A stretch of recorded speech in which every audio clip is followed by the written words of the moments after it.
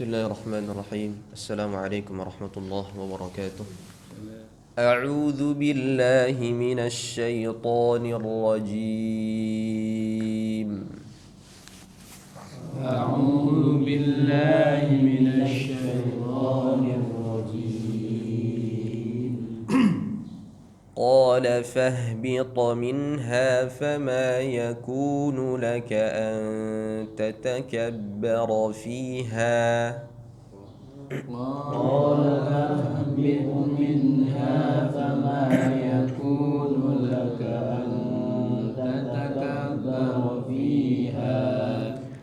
فما يكون لك أن تتكبر فيها فاخرج إنك من الصاغرين. فما يكون لك أن تتكبر فيها فاخرج إنك من الصاغرين. Baik, kami terjemahkan secara lafziyah dan jamaah menyimak. Qala, Allah berfirman, fahbit, maka turunlah kamu, minha, darinya, fama, maka tidak, yakunu, ada, laka, bagimu, an, bahwa, tatakabbara, kamu menyombongkan diri, fiha, di dalamnya, fakhruj, maka keluarlah kamu, innaka, sesungguhnya kamu, min, dari, as-saghirin, orang-orang yang rendah. Assalamualaikum warahmatullahi wabarakatuh. Alhamdulillahirrabbilalamin. Allahumma salli wa sallim wa barik ala rasulillah wa ala alihi wa ashabi ajma'in, amma ba'd. Alhamdulillah, pada kesempatan kali ini kita mendapatkan pelajaran begitu besar ketika dua makhluk Allah yang sama-sama diperintahkan untuk turun dari tempat yang telah dia nikmati.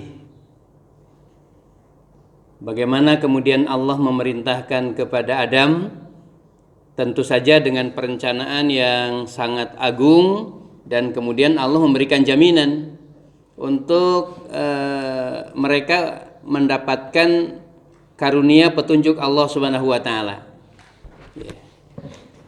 Perintah yang menyertai Adam itu diikuti dengan jaminan, fa imma ya'tiyannakum minni hudan faman tabi'a hudaya fala khaufun 'alaihim wala hum yahzanun. Sama-sama sebelumnya qul nahbitu minha jami'an. Ini adalah Adam dan Hawa yang diturunkan, juga dari tempat di mana dia telah menikmatinya untuk turun ke bumi, tapi dengan perencanaan yang begitu besar sebagai seorang khalifah. Maka kemudian Allah mengikutinya dengan jaminan tidak akan pernah terkena kesedihan dan tidak akan pernah terkena kepada kekhawatiran sepanjang dia memakai petunjuk dari Allah Subhanahu wa taala. Berbeda ketika kemudian Allah memerintahkan turun kepada syaitan. Ya. Qala fahbit minha fama yakunu laka an tatakabbara fiha fakhruj innaka minas saghirin. Kerendahan positioning yang dihinakan oleh Allah Subhanahu wa taala karena ketakaburannya. Nah, oleh karenanya pelajaran besar berkenaan dengan kita tentu saja bukan dalam posisi membantah kepada Allah, tapi belum serius memenuhi harapan-harapan Allah Subhanahu wa taala. Kita ambil contoh.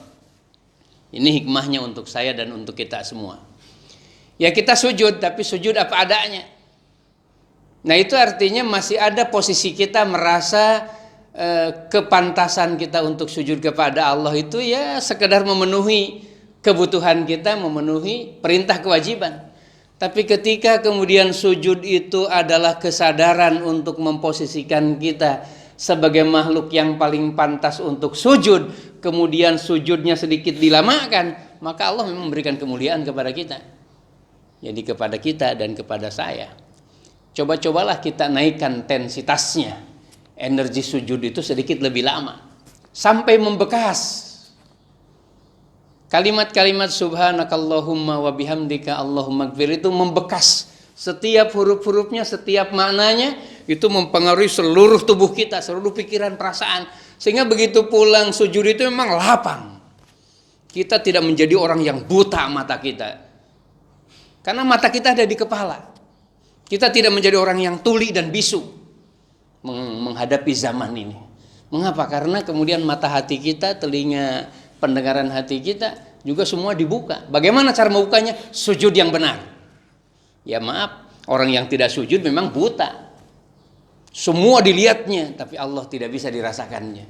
Semua kemudian dipegang dan dicarinya, tapi kemudian tidak pernah mencari nama-nama Allah Subhanahu wa taala dalam petala yang ada di dalam jiwa-jiwa kita. Ya.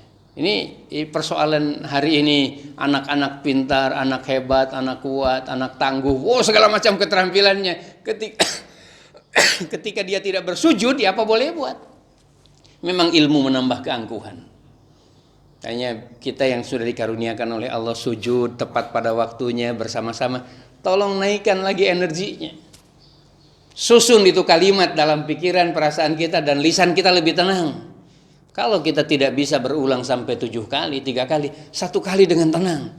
Dirasakanlah setiap huruf-huruf itu karunia. Dirasakan kemudian setiap kalimat yang menyertainya itu adalah doa dan penyerahan diri kepada Allah. Jangan sekedarnya kita sujud. Dan Hidayatullah telah diantar oleh almarhum tidak masuk dalam ruangan pertarungan perdebatan dalam menyangkut bacaannya dan lain-lainnya. Tapi kemudian kita diantar, bahkan orang yang baru masuk ke Gunung Tembak sujudnya sudah begitu lama, sehingga kesan yang pertama itu memang nikmat bersujud. Nah, jangan sampai kemudian sejarah yang besar ini atau wasiat-wasiat yang punya nilai besar ini kemudian kita tinggalkan hanya gara-gara kemudian kita menjadi orang yang maju.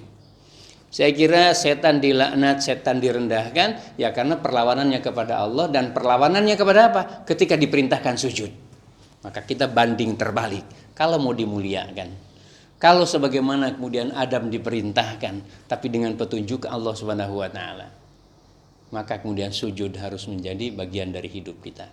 Buka ruang-ruang rumah tangga kita dengan menghunikan sujud. Buka ruang-ruang rizki, Mas Rizki, Mas Rifki, Mas Rifki, apapun namanya, atau Mas Gagah, Mas Rapih, Mas Hidayatullah, Mas Saiful. Bukalah mata hati kita itu. Dan kemudian kami semua tidak bisa buat apa-apa. Energi besar sujud ini tidak boleh dibiarkan. Tidak boleh dibiarkan terabaikan. Karena inilah kemudian satu di antara pekerjaan yang paling dibenci oleh setan, tapi paling dimuliakan oleh Allah. Dan kemudian pekerjaan melawan kepada Allah dalam bentuk tidak mau bersujud, itu juga yang membuat kemudian dia menjadi ar-rajim, menjadi makhluk yang terkutuk. Ya alhamdulillah Ustaz Azam sudah mengantar kepada kita, tenang bacaannya, nikmat sekali. Ya, kemudian rukunya tenang, sujudnya tenang. Kita protes kalau sedikit agak lebih lama, lebih cepat itu sujudnya, kita protes. Tubuh kita bukan pikiran kita. Mengapa? Karena kita mudah-mudahan sudah menjadikan sujud sebagai habitat hidup kita. Ya, saya kira ini yang bisa kita ambil hikmahnya. Semoga kita menjadi ahlu sujud.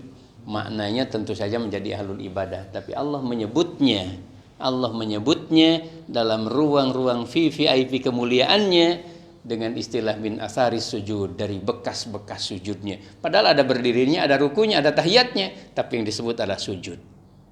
Tentu saja itu maknanya keseluruhan, tapi ini yang mengidentifikasinya. Apa artinya panjang suratnya sampai membentang seolah tanpa batas lautan, tapi di saat yang sama kemudian sujudnya tidak bisa dinikmatinya. Ya.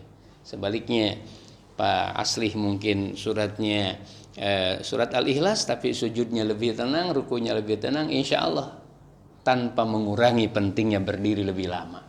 Tapi sujud tidak boleh diabaikan. Mas Gagah mau hebat, mau gagah dan hatinya tetap terang, maka sujud tidak boleh diabaikan. Saya kira gitu. Oke, makasih. Selamat berjuang menjadi ahli sujud. Assalamualaikum warahmatullahi wabarakatuh.